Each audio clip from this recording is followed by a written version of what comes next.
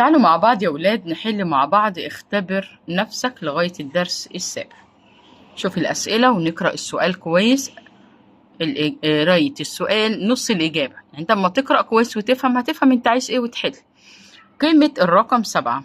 قيمة الرقم 7، السبعة اهي وراها كم رقم؟ 1 2 3 4 5. يعني ب700,000. شاطر. دي 70، دي 7000 3 أصفار، إنما دي 5 أصفار. 700,000. الصيغة القياسية. قياسية يعني عددية، يعني أكتب الرقم. الصيغة القياسية للصيغة العددية برضو اسمها صيغة عددية. 670,000. طب ما تكتب 670,000. طيب عندي 9412 عشر، عندي 94,120. اشطب على 10 يا جميل وحط صفر. بص كده على العدد، بيساوي، صح كده. 24,000 رايحة تلعب عند مين؟ رايحة تلعب عند 100، وال100 عندها كم صفر؟ صفرين. هتشيل ولا تحط؟ لا، هي رايحة لها يبقى هتشيل. هنشيل منها صفرين، يبقى 240. شاطر شاطر، انت كده بقيت شاطر معايا. الصيغة القياسية للصيغة العددية 5,623,230,589. عايزة اكتبها بالعدد. الخمسة جت الأول، خدها اكتبها بعيد. 5. يلا الملايين قدامها 623، الألوف قدامها 230، 589. صيغة لفظية يعني اكتبها بالحروف. نكتب بالحروف. تعالى نقرأ الأول.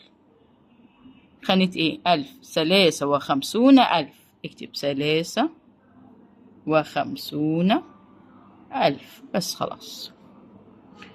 هنرتب بقى زي ما يقول لنا تصاعدي تنازلي تنازلي تنازلي تصاعدي. هنحل واحدة بس تنازلي واسيب لك التانية عد الأعداد يا حبيبي. دول كام؟ 5 أعداد. هنا 4، 5 5، يبقى اللي معاه 4 ده صغنن. تمام. تعال نبص كده. هنا 22، 33 33 33 700 33 700. طب ما تكملي قراية العدد يا ميس. 33 756 33 776، يبقى ده الكبير يا جميل، وال33 وبعدين ال22 آخر حاجة أصغر حاجة اللي هي ال2000 بتاعتنا. ده كده تنازل يا ميس من الكبير للصغير.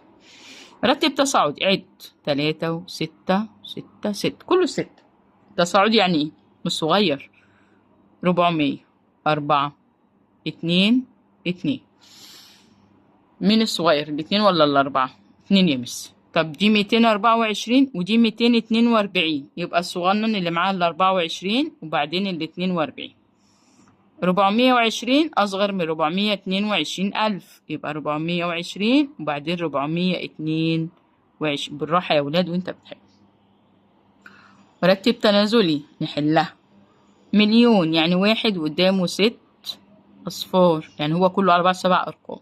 100,000، ادي 100 وادي 1000. يا ميس هتعملي ايه؟ تنازلي يعني الكبير. طب ما انت معاكي 458. طب ما المليون الكبير يا ميس، وبعدين 400 وبعدين 100,000 وبعدين أصغر حاجة 8,000. حبيبي ركز في الخانات عشان تقدر تعرف ازاي بيتحل الترتيب، وعد الأرقام وحبة حبة كده بالراحة زي الشطور. أنا كده حليت لك لغاية الدرس السابع وعملنا مراجعاتنا. يلا مع بعض نخش على آخر درس في الوحدة الأولى، الدرس التاني. لايك وشير عشان هنزل لك امتحانات شهر 10.